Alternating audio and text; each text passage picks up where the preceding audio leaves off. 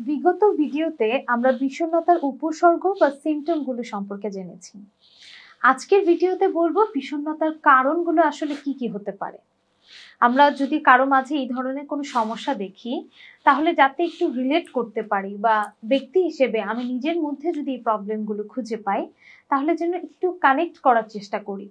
যদি আমাদের কারো সম্ভব না হয় কাউন্সিলরের কাছে যাওয়ার, তাহলে নিজেই যেন একটু বুঝতে পারি যে আমার ঠিক কি কারণে হচ্ছে।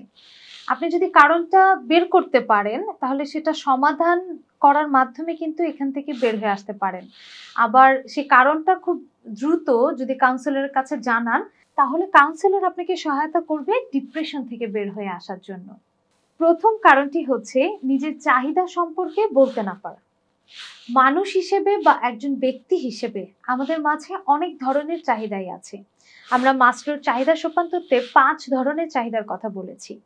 তার মধ্যে একদম বেসিক যে লেভেলটা আছে সেটা যদি বলি, যে আমাদের জৈবিক চাহিদা।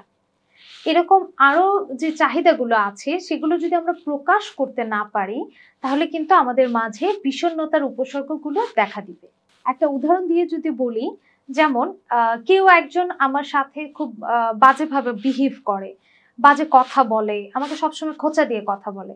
এখন আমার চাহিদা হচ্ছে সে আমাকে খোঁচা দিয়ে কথা না বলুক, মানে আমাকে সম্মান করুক।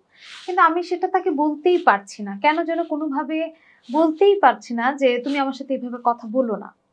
এতে করে যেটা হচ্ছে, সেই মানুষটা কিন্তু বুঝতে পারছে না, সে হয়তো তার মজা করার জায়গা থেকে বা তার ব্যক্তিত্বের যে প্যাটার্ন সেখান থেকে একই কাজ বারবার করে যাচ্ছে।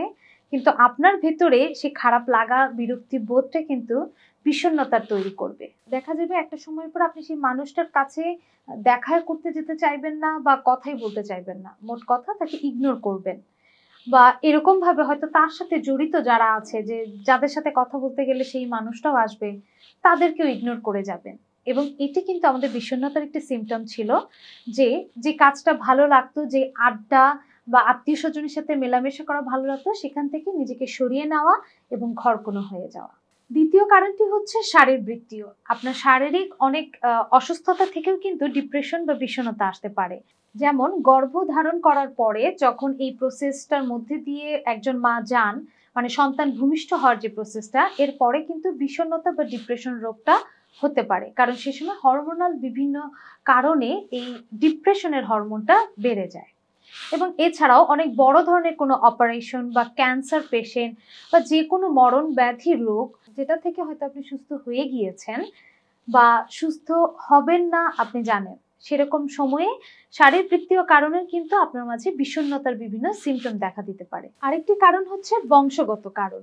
বংশগতভাবে যদি কারো বাবা মা, দাদা দাদি, নানা নানি বা যে কোনো বংশের মানুষের মধ্যে বিষণ্ণতা রোগটি থেকে থাকে, তাহলে কিন্তু বংশগতভাবে আপনি সেই রোগটি পাবেন। যেমন একটা রোগের কথা বলি, ডায়াবেটিক্স। ডায়াবেটিক্স কিন্তু একটি বংশগত রোগ।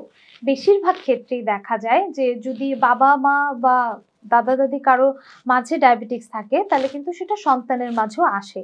এবং আমরা জানি গর্ভধারণকালীন সময়ে মায়ের যদি ডায়াবেটিক্স বেড়ে যায়, সেই সন্তানটি কিন্তু ডায়াবেটিক্স নিয়েই ভূমিষ্ঠ হচ্ছে।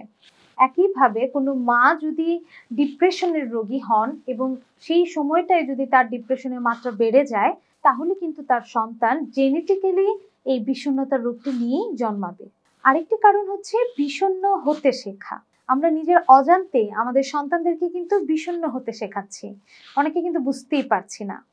যেমন সন্তানের সামনে সব সময় হতাশামূলক কথাবার্তা বলা, যেমন এই পৃথিবী হচ্ছে সব থেকে জঘন্য জায়গা, এই জায়গায় কেউ থাকে, বা আপনি যে এলাকায় আছেন হয়তো সেই এলাকার পরিবেশ পরিস্থিতি আপনার অনুকূলে নেই, সে কারণে সব সময় বাসায় এসেই সন্তানের সামনে এই বিরক্তিটা প্রকাশ করা, যে এইরকম জায়গায় কেউ থাকে, এত জঘন্য একটা জায়গা, এত বাজে জায়গা। এই কথাগুলো আপনার সন্তানকে কিন্তু বিষণ্ণতা রোগের দিকে নিয়ে যেতে পারে। এবং শুধু বাবা মা নয়, আমাদের সন্তানদেরকে যারা পরিচর্যা করেন বা দেখাশোনা করেন, সেটা হতে পারে দাদি, নানি বা বাইরের কেউ, তারাও যদি বিভিন্ন বিষণ্ণতামূলক কথাবার্তা বা বিরক্তিমূলক কথাবার্তা বলেন, যে সব সময় যে নেই, পারছি না, আর হচ্ছে না, তখনও কিন্তু আপনার সন্তানের মাঝে সেই বিষয়গুলো যাবে এবং সে পরবর্তীতে এই ডিপ্রেশন নামক রোগের শিকার হবে। যে কোনো প্রকার প্রিয় ব্যক্তিকে হারানোর কষ্ট, যখন আমরা যে মানুষের সাথে অনেক বেশি অ্যাটাচড, যার সাথে সবসময় থাকি, হঠাৎ করে যদি তারা মারা যান বা অন্য কোথাও চলে যান, তখন কিন্তু একটি মানসিক চাপ আমাদের মধ্যে আসে এবং বিষণ্ণতার কিছু সিমটম তখন দেখা দিতে পারে। যদি এটা খুব অল্প সময়ের মধ্যে আপনার ভেতর থেকে চলে যায় তাহলে বিষয়টা খুবই স্বাভাবিক, কিন্তু এটা যদি দীর্ঘ সময় ধরে থাকে, আমরা সাধারণত ধরি যে 1 মাস থেকে 3 মাসেরও বেশি সময় যদি থাকে, তাহলে কিন্তু আপনি বিষণ্ণতার রোগের মাঝে আছেন এবং আপনাকে সঠিক কাউন্সেলিং চিকিৎসা নেওয়া খুবই জরুরি। এরপরে আরো একটি কারণ হচ্ছে 100% নিখুঁত হওয়ার প্রচেষ্টা। যারা সবসময় চান যে আমি একদম পারফেকশনিস্ট হব, আমার সব কাজ পারফেক্টলি হতে হবে, তাদের মধ্যে কিন্তু এই ডিপ্রেশন বা বিষণ্ণতার পরিমাণ অনেক বেশি থাকে।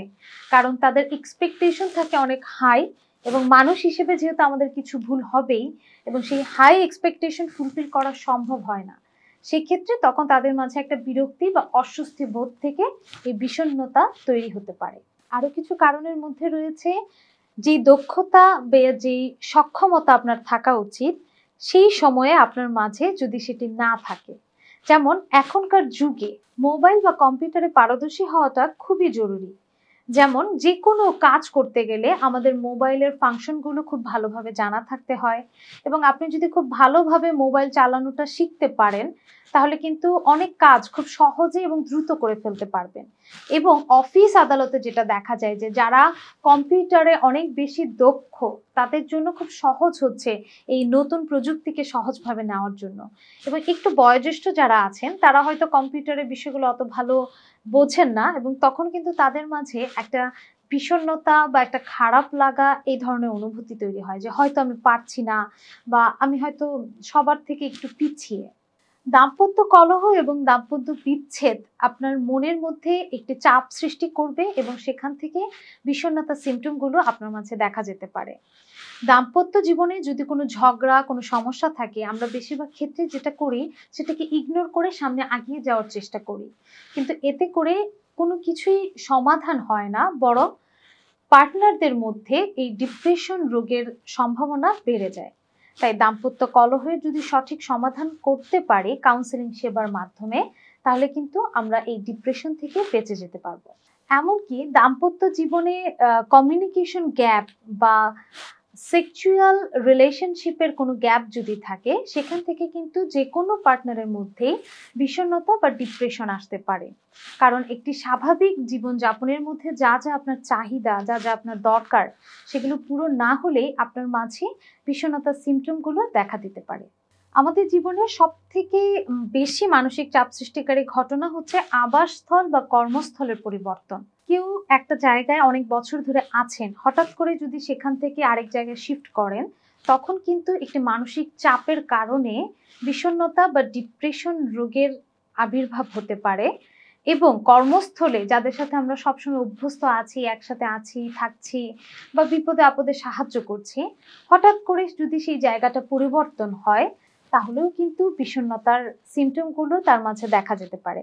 আমি আবারও বলছি, বিষণ্ণতার সিমটম দেখা যাওয়া মাত্রই আপনি যে বিষণ্ণতা রোগের আক্রান্ত সেটা কিন্তু নয়। বুঝতে হবে যে এই সমস্যাগুলো বা এই উপসর্গগুলো আমার মাঝে দীর্ঘ সময় ধরে আছে কিনা, বা আমার স্বাভাবিক কর্মকাণ্ডে ব্যাঘাত ঘটাচ্ছে কিনা।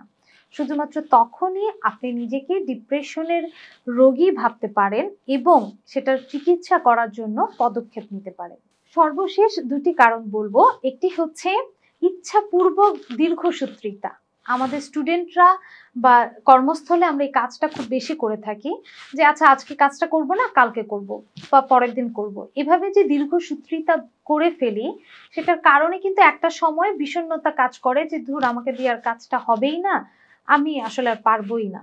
এবং তখন কিন্তু অপরাধ বোধ এবং নিজেকে সমালোচনা করা শুরু করি যে আমি এটা করলাম না, আমার এটা করা উচিত ছিল, কেন করলাম না, আত্মনিন্দা, এই বিষয়টি আমরা তখন খুব বেশি করে করতে থাকি। এবং এই দুটি ব্যাপারই আপনার মাঝে কিন্তু বিষণ্ণতার হরমোন বাড়িয়ে দিতে পারে এবং আপনার মধ্যে এই বিষণ্ণতার উপসর্গগুলো নিয়ে আসবে।